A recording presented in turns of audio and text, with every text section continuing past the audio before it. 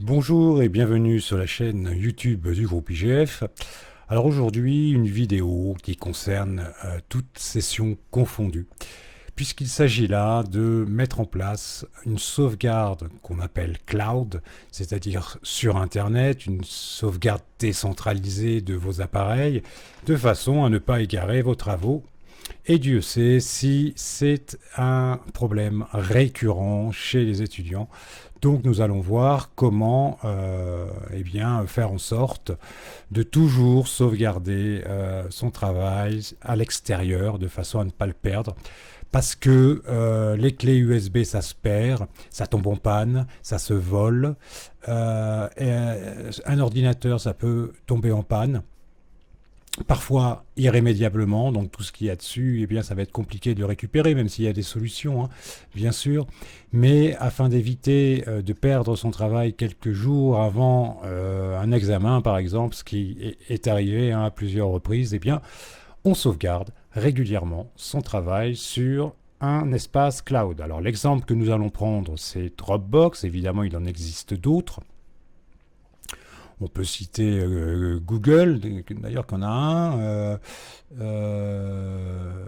Apple, Microsoft, etc. Toutes ces sociétés proposent un hébergement cloud. Moi j'ai K-Drive, par exemple, pour mes sauvegardes personnelles.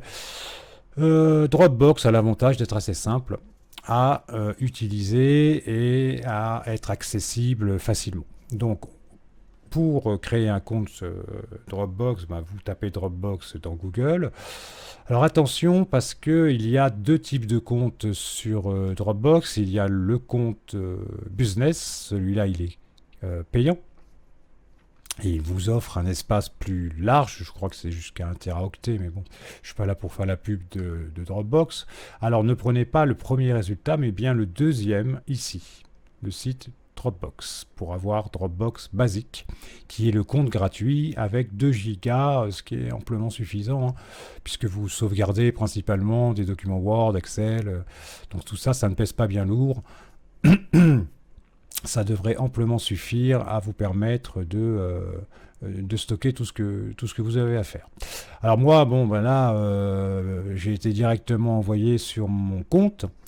Très bien, donc si vous n'avez pas de compte, eh bien il faudra en créer un. Pas compliqué, hein, une adresse mail, il vous envoie un lien. Bon, il n'y a pas de difficulté, simplement faites bien attention à prendre le compte basique pour ne pas avoir à payer un abonnement mensuel qui n'est absolument pas nécessaire dans l'utilisation que l'on souhaite en faire, c'est-à-dire sauvegarder le travail réalisé en cours. Donc une fois que vous avez votre compte basique, vous vous connectez par Google, comme on vient de le voir. Si votre navigateur n'a pas enregistré vos identifiants, comme c'est le cas pour le mien, vous n'arrivez pas directement, il vous faudra mettre votre adresse mail et le mot de passe que vous avez choisi au moment de la création du compte. Et vous allez arriver dans cet espace. Alors moi, évidemment, il est bien rempli puisque je m'en sers. On clique sur tous les fichiers ici pour avoir accès à tous nos dossiers si on les a créés, évidemment. Alors, pour créer un dossier, je vais sur Créer, Dossier, et puis j'indique le nom du dossier. Donc, on va mettre YouTube pour la démonstration. Voilà, YouTube, je crée, bim. Alors faites attention parce que dès qu'on crée un dossier, on rentre à l'intérieur. Vous voyez, là c'est mon dossier racine de ma Dropbox et boum, il m'a fait rentrer dans YouTube. Alors si je retourne en arrière, on voit le dossier YouTube qui est ici. Voilà, donc il a été créé. Je peux parfaitement rentrer à l'intérieur et puis recréer un nouveau sous-dossier. J'en sais rien, moi on va l'appeler Travaux 1. Travaux 1, voilà. Et puis je clique sur créer. Et puis il me renvoie au début parce que j'ai créé un sous-dossier, mais vous voyez qu'il a bien créé à l'intérieur de YouTube, j'ai bien un sous-dossier travaux 1.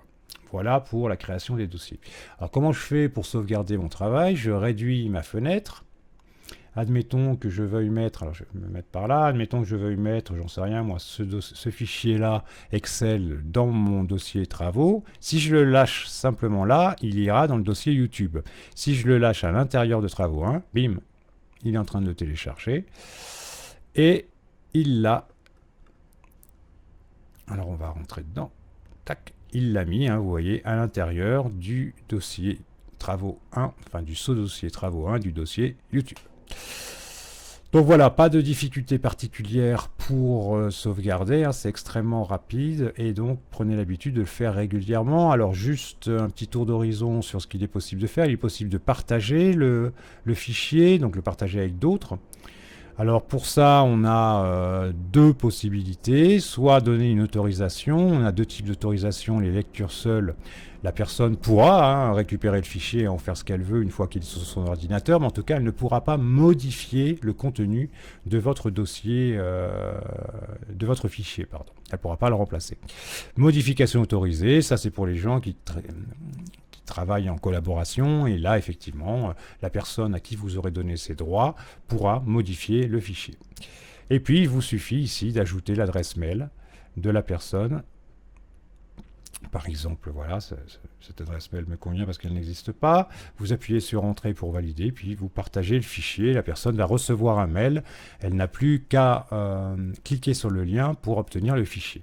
Si vous faites ça sur un dossier, la personne aura accès à l'intégralité de votre dossier. Donc faites attention à ce que vous faites. Si vous préférez créer et copier un lien, eh bien vous cliquez là-dessus. Voilà, il crée un lien. Et il l'a copié, et ce lien, eh bien, vous pouvez l'envoyer par mail, par exemple, à un correspondant à qui vous voulez, je vais vous montrer, j'ouvre Word, à qui vous voulez transmettre le fichier. Voilà, le lien, le voilà. Si on clique dessus, eh bien, il l'amènera directement à mon fichier et le rendra accessible à la personne à qui vous avez envoyé ce lien. Voilà pour le partage, boum boum, je ne vais pas enregistrer ça, donc je ferme ça. Alors qu'est-ce qu'on a d'autre comme possibilité? Eh bien on peut copier le lien, on vient de le voir, hein, c'est une autre manière de le faire. Gérer les autorisations, ben, c'est aux utilisateurs, soit leur donner la lecture seule, soit leur permettre de modifier. Télécharger, c'est pour télécharger le fichier directement. Je pense de mémoire qu'on peut le retrouver là. Non, mais c'est parce que alors peut-être que il faut que voilà, il faut peut-être qu'il soit coché ici. Voilà, et là vous avez téléchargé. Vous disais bien qu'il y était. Donc voilà.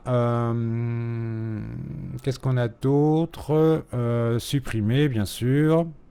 Renommer, bien sûr. Déplacer, alors attention, déplacer, c'est à l'intérieur de la Dropbox. Si vous cliquez sur déplacer, vous allez avoir la possibilité de lui indiquer vers quel autre dossier vous voulez déplacer le fichier en question. Donc vous pouvez effectivement le déplacer vers YouTube, mais revenir sur la Dropbox et le mettre exactement dans un autre dossier où vous souhaitez le mettre. Donc ça c'est intéressant. Qu'est-ce qu'on a d'autre? On a copier. Alors là aussi c'est pas copier pour le mettre sur votre ordinateur, c'est toujours pareil. Si je clique sur copier, je vais devoir indiquer à quel endroit je veux aller placer la copie du fichier. Voilà pour les éléments les plus importants à connaître sur la Dropbox. Sachez que Dropbox est une société qui est en bourse. Donc, elle ne va pas prendre le risque, évidemment, d'avoir un souci. Donc, vos travaux sont sauvegardés dans le monde entier, dans différents endroits, et la probabilité de perdre quoi que ce soit sur Dropbox est quasi. Enfin non, elle est nulle, c'est pas quasi nul, c'est nul. Hein. Dites-vous bien que de telles sociétés vont pas prendre de tels risques. Donc voilà, une solution gratuite, vous ne payez rien, donc n'hésitez pas à vous en servir. Et dès que vous avez un travail de réaliser sur informatique, vous le protégez sur votre espace cloud. À très bientôt sur la chaîne YouTube du groupe IGF. Bye bye.